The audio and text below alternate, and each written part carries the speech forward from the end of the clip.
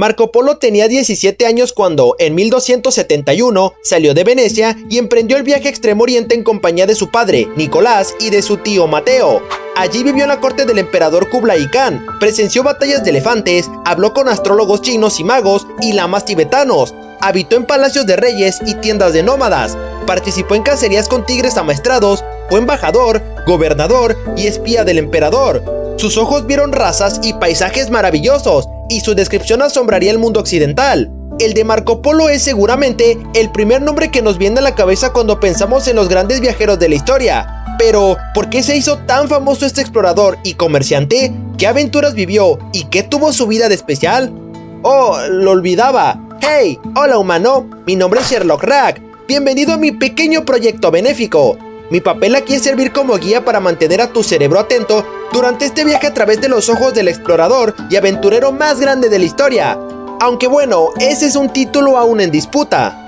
El día de hoy, como ya habrás adivinado, hablaremos sobre los grandes viajes de Marco Polo. ¡Atento! ¡Y comenzamos! Nuestro relato empieza a finales del siglo XIII, con dos prisioneros que comparten celda en Génova. En aquella época, las ciudades italianas eran repúblicas independientes que luchaban entre sí por controlar las rutas marítimas en el Mediterráneo.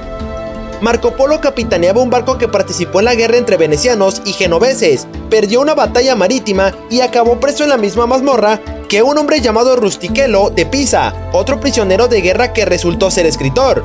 Rustichello debió de alucinar con las historias que su compañero le contaba, así que las recogió todas en un libro titulado Libro de las Maravillas del Mundo, y pronto se convirtió en un fenómeno literario, y eso que aún no se había inventado la imprenta. El libro contaba los viajes de Marco Polo por Asia. En ese entonces, el explorador visitó lo que hoy es China, Tailandia, Japón, Java, Vietnam, Sri Lanka, Tíbet, India y Birmania. Y si todos estos lugares nos parecen exóticos hoy en día, ¿te imaginas lo que debían pensar los europeos que leyeron el libro en aquella época?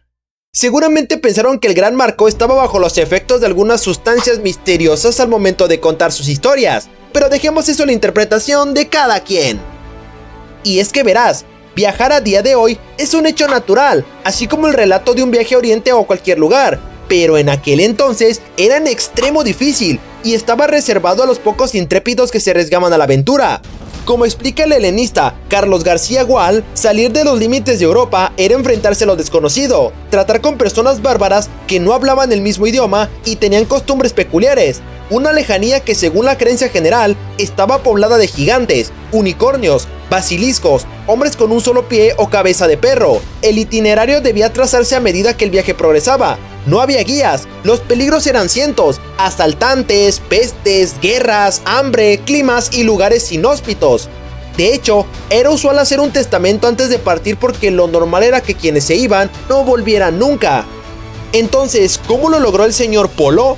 Para saber cómo empezó esta larga aventura, debemos retroceder aún más en el tiempo. Marco Polo, que pertenecía a una familia de comerciantes, salió de Venecia cuando tenía solo 17 años acompañado de su padre y de su tío.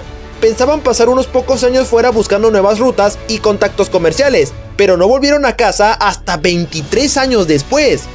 Durante su viaje atravesaron lo que hoy es Israel, Armenia, Georgia, Irán, hasta alcanzar China, que por aquel entonces formaba parte del Imperio Mongol. Allí conocieron a Kublai Khan, emperador mongol y nieto del legendario Genghis Khan. Y sí, este tipo es el villano de Mulan. Al gobernante le gustaron tanto sus invitados italianos que acabó ofreciéndoles un cargo en la corte. Así, Marco Polo se convirtió en un miembro importante del imperio e hizo de diplomático, de consejero del emperador e incluso llegó a ser gobernador de la ciudad de Jiangzhou. Nuestro protagonista fue testigo de la época de esplendor del imperio mongol y vio cosas con las que sus vecinos venecianos ni siquiera podían soñar. Ciudades remotas, palacios inmensos, religiones desconocidas, animales extraños y quizás incluso a uno de mis primos, los pandas rojos. ¡Wow! Creo que hemos llegado a la mitad. Me sumergí tanto en la aventura que no me di cuenta de ello. Quiero agradecerles por seguir aquí a pesar de que sus cerebros ya no puedan más. Les animo a que sigan nuestro canal para no perderse ningún video nuevo, contenido exclusivo y sorpresas que estamos preparando para ustedes. No se pierdan nada y únanse a esta gran familia. Suscríbanse, denle like y compartan nuestros videos para seguir creciendo juntos. Gracias por ser parte de esta aventura. Atento y retomemos. Pasemos a la pregunta por excelencia. ¿Qué influencia tuvo el libro de las maravillas a través de la historia? Reeditado continuamente en decenas de lenguas, el libro de las maravillas del mundo describía riquezas, guerras y fenómenos que superaban los límites de la realidad conocida. Aunque el libro haya sido tachado de repetitivo y pretencioso, con paisajes y situaciones estereotipadas, tuvo un éxito tan desmedido que alteró la visión que se tenía sobre la vida del personaje principal, lo que provocó que la obra fuese traducida al francés, franco-italiano, toscano, veneciano, latín y al alemán en apenas 25 años. Suena que tardaron demasiado, pero insisto, la imprenta aún no existía y todo era realizado a mano. De hecho, tardaron más bien poco. La fama del libro se extendió por toda Europa, convirtiéndose básicamente en la Biblia de los geógrafos, viajeros y políticos. Pese a no ser el primer occidental en visitar Asia y escribir sobre ella, la narración de sus aventuras fue un acontecimiento revolucionario por las novedades que introdujo. Por ello, el libro no tardó en ser considerado como una simple fantasía y su veracidad fue puesta en duda. E incluso a día de hoy, esa visión negativa ha sido alimentada por varios historiadores que niegan la visita de Marco Polo a China. Entonces, ¿Marco Polo era un mentiroso?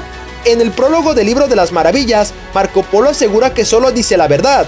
Pero aún así, hay quienes ponen en duda su testimonio, como la británica Frances Wood, quien en su libro ¿Did Marco Polo go to China?, califica de sospechoso que el explorador no hubiera mencionado la ceremonia del té en China o la Gran Muralla, e incluso pasó por alto la costumbre de vendarle los pies a las mujeres. Además, ningún archivo oficial del Imperio Mongol menciona su nombre. Y por si fuese poco, el libro incluye anécdotas inverosímiles, como la del viejo de la montaña, que vive en un Edén con ríos de vino, miel, leche, agua y mujeres hermosas, o su alusión al Preste Juan, un mítico patriarca de Oriente del que nunca se ha comprobado su existencia. También menciona dunas cantoras que interrumpen el silencio del desierto. Da informes sobre el hábitat de unicornios en Java y de la supuesta tumba de Adán en Ceilán. En el monte Ararat aseguró haber visto a lo lejos los restos del arca de Noé. En Madagascar avistó, además de leones y leopardos, a grifos. También hace mención de pueblos antropófagos y de otros que prestan a sus mujeres a los extranjeros y hacen sacrificios humanos. Y en Andamán explica que vio con sus propios ojos a hombres con cabeza de perro. Y aunque ciertamente todo suena absurdamente extraordinario, hay quienes lo justifican. Por ejemplo, Borges decía que, así como no hay camellos en el Corán, por ser una presencia cotidiana, puede que a Marco le pasara lo mismo con la muralla y describirla le resultara innecesaria. Otra teoría la da el geógrafo español Eduardo Martínez de Pisón, el cual explica que Marco no pudo ver la muralla porque fue a Pekín desde el suroeste. Además, en el siglo XIII, la construcción estaba en ruinas y la estructura actual es obra de la dinastía Ming, del siglo XVI. De hecho, tampoco la mencionan otros viajeros que luego recorrieron esa zona. La realidad es que con el tiempo, sus historias más bien se confirman. El aceite negro que describió en Asia Central, que no sirve para cocinar, pero sí para quemar, es el petróleo de Bakú, pozos de los que todavía se extrae hidrocarburo. Descubrió el valor de las piedras negras que arden, el carbón.